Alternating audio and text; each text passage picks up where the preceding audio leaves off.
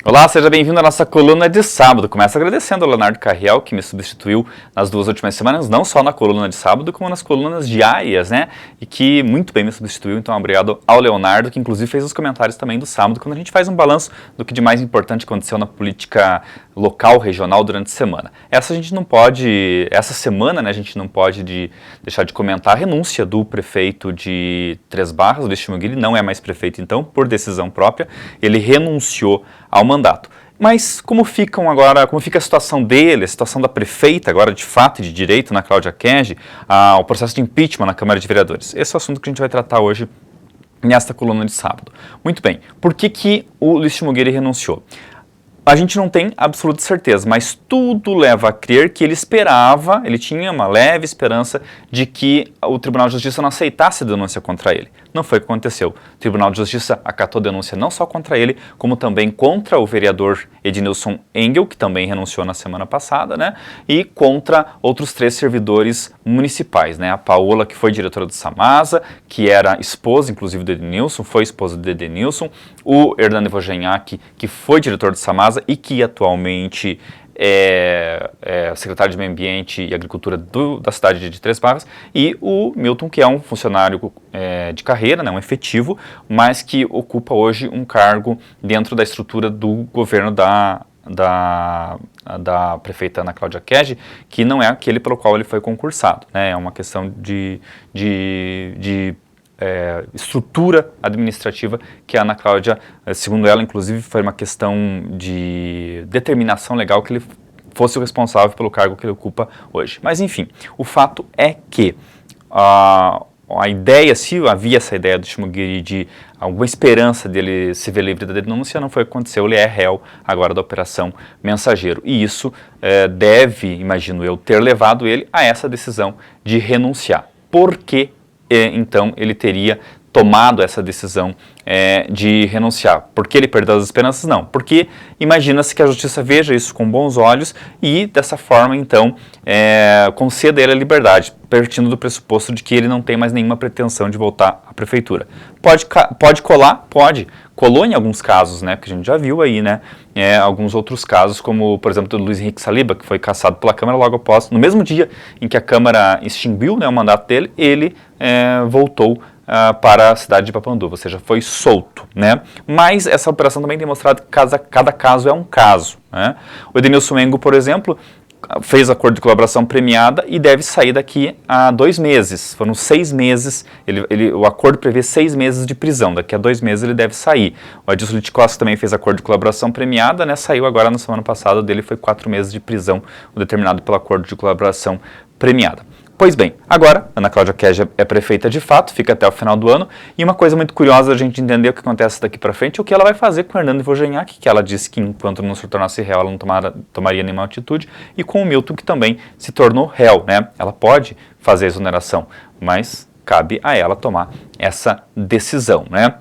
Importante verificar isso. No caso do Ednilson renunciou, Dionísio Guimarães segue então como vereadora, até o direito dela ser vereadora até o final do mandato, ou seja, até o final do ano que vem, porque o Ednilson renunciou ao cargo. O processo de impeachment do Chimugiri segue normalmente na Câmara de Vereadores. Por quê? Porque ele é um processo paralelo a essa questão judicial, é um processo político.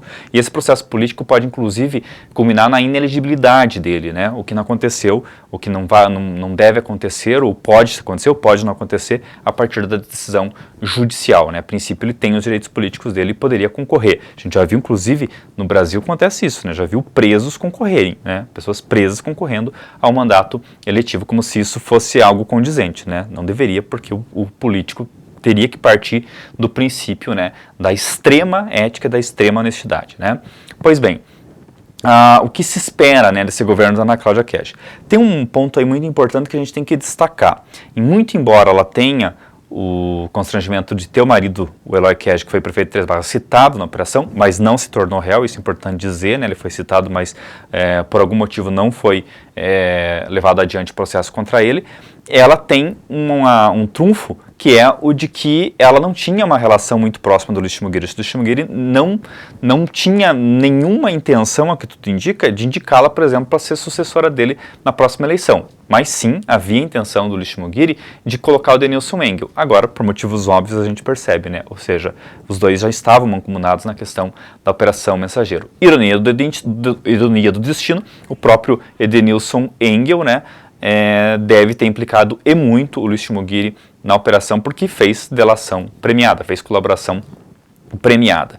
Então isso é um fator positivo, um trunfo positivo para Ana Cláudia, que precisa agora demonstrar para a população que realmente de que lado está, né?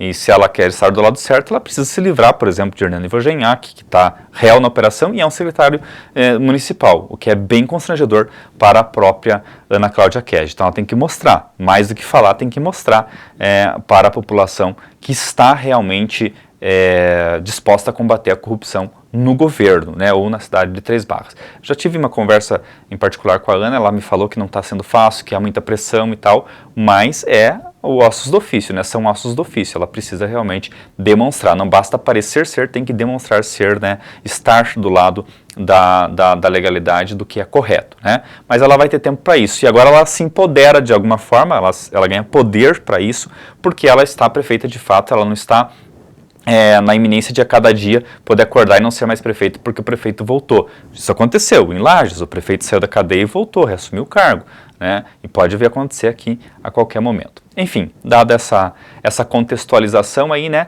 vamos esperar aí o que vem da política transbarrense. Mas as linhas foram, né, as coisas foram alinhadas. Tem outra coisa também, esse mandato entrega agora quase que pela metade para Ana Cláudia Kege, a credencia como forte candidata na eleição do ano que vem, né? Claro que tem chão pela frente e ela precisa realmente conquistar o eleitorado, demonstrando, né, como eu já disse, do lado que está.